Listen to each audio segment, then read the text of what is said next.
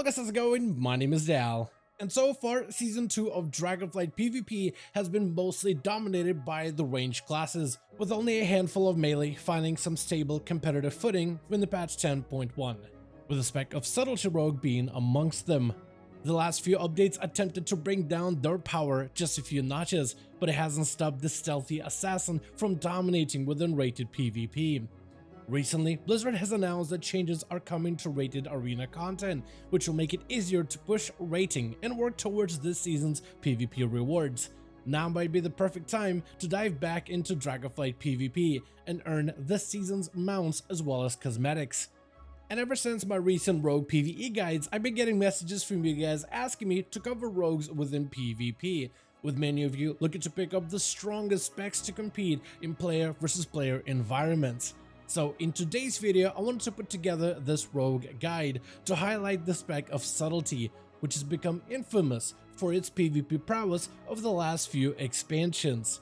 But right before we dive into this PvP guide, most of you guys watching these are still not subscribed. However, the more of you remind, the more of you do. So let's keep it going. Subscribe to the channel and ring the bell if you're watching these videos anyway, especially if you want to get more regular content regarding all of the newest Dragonflight updates and changes going forward. I like to start my guide videos off by going over the talent builds first, starting with the rogue class tree. When it comes to PvP, most Subtlety rogues will pick up talents which will make them emphasize control, with Prey on the weak applying additional vulnerabilities against locked targets, while Blackjack will help reduce the enemy's effectiveness after a crowd control effect. Subtlety rogues currently have two viable builds for PvP.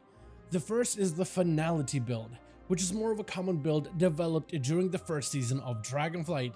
The Finality Build plays into developing big Shadow Dance burst combinations, most of which will revolve around the talent of Secret Technique. This build can also either spec into Dark Brew for increased sustained bleed damage or forgo in flavor of Flagellation, which can help drastically increase your burst value every 1.5 minutes. The second build focuses on maximizing the newest tier sub bonus, which makes regular uses of Symbols of Death, causing it to greatly enhance your damage output, which is why we pick up talents that enhance its combat value, as well as the talent of the Rotten, which provides us with additional burst as well as extra combat resources. This build also gets to pick up the Invigorating Shadow Dust, which arguably makes Subtlety rogues one of the tankiest classes for rated PvP if played correctly. But as always, I advise you to use these talent builds as a starting point, and don't be afraid of experimenting with different options to help you find the build that fits you the best. When it comes to PvP talents, most builds will utilize Shadowy Duel, as it's very versatile. Duel can be used to seclude an injured target away from their allies, which allows you to finish them off quickly. But it can also be used to catch a re-stealth by dueling a different target instead, which lets you escape your primary aggressor. Smoke Bomb is another powerful tool used by rogues to create line of sight, perfect for isolating an enemy target away from their healers. Finally, rogues playing the Rotten build will prefer Thieves' Bargain, since it grants them additional uses of the Vanish for defensives, while Finality build will usually run Veil of Midnight to help enhance their defenses, allowing Cloak of Shadows to protect them from harmful physical effects and attacks. But just like with the talent tree, feel free to experiment with any of these PvP talents, as some of them will perform better in different types of combat encounters.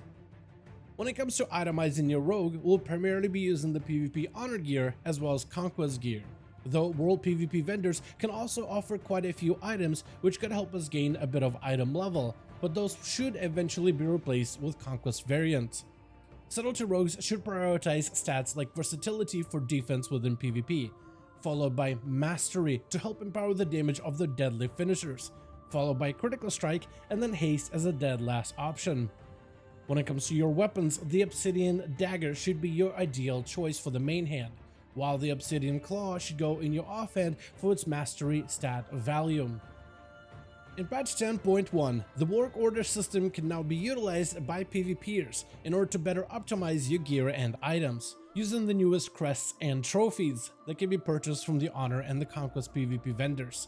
When crafting an item through the work order system, you can imbue these items with the scaling PvP benefits, making them usable within content like arenas, battlegrounds, and even the war mode open world content. Subtlety's best items to craft first for PvP will be the Infurious Foot Wraps of Indemnity, which provides them with an agility proc whenever you lock down a target, usable every 30 seconds. Another good option is the Signet of Titanic Insight with the Mastery and Versatility Missive, as well as the Embellishment, which grants you additional mastery when striking your targets from stealth. Optionally, we have the Undulating Spore Cloak, which provides you with an absorption effect whenever your health drops critically low, which could save you from some of the more dangerous PvP encounters.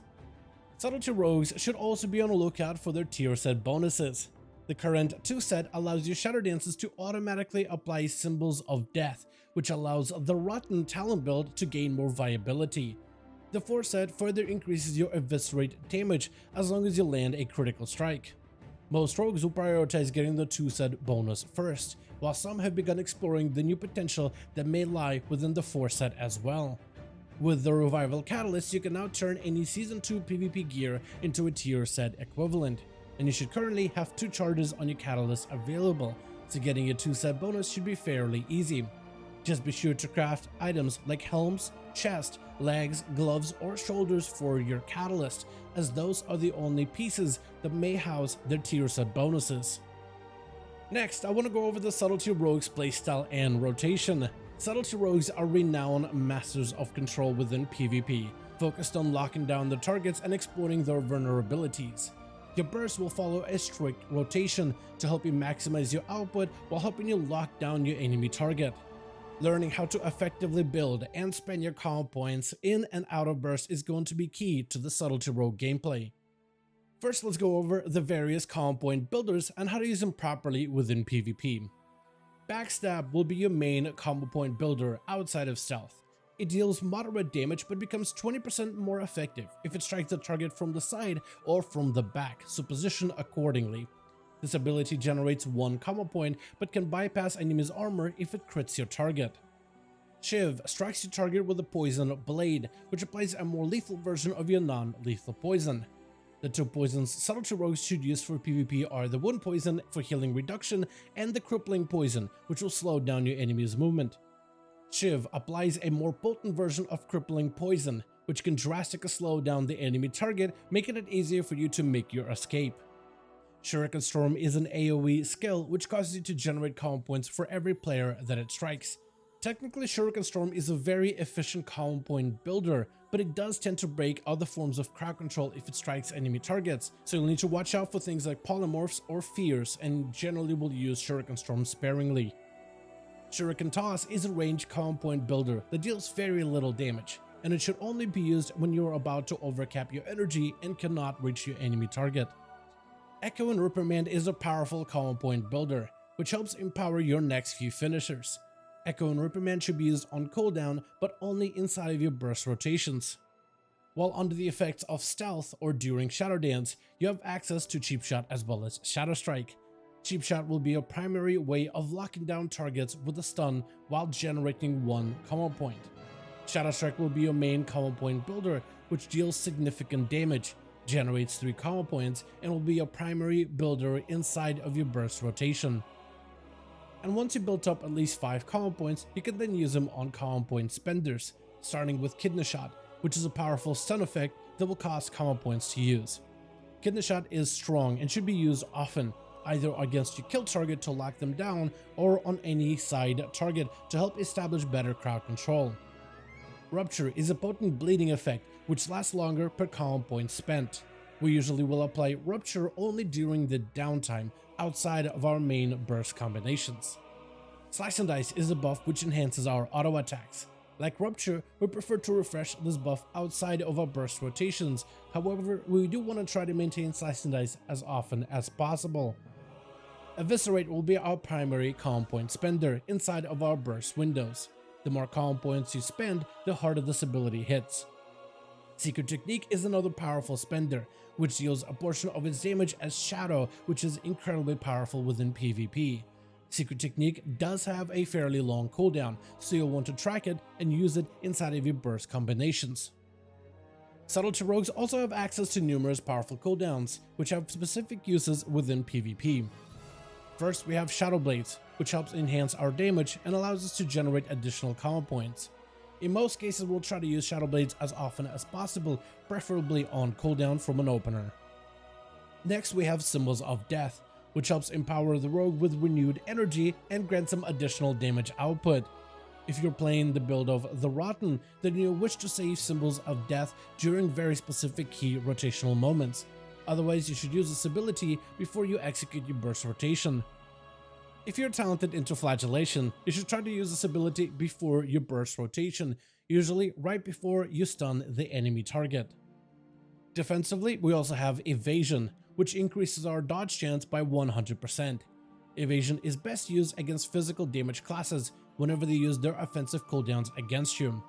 Evasion can also be used to dodge certain control abilities, like the Druid's Mighty Bash or another rogue's Kidney Shot, as long as you can predict it. Cloak of Shadows grants us an immunity against magic damage for a short amount of time.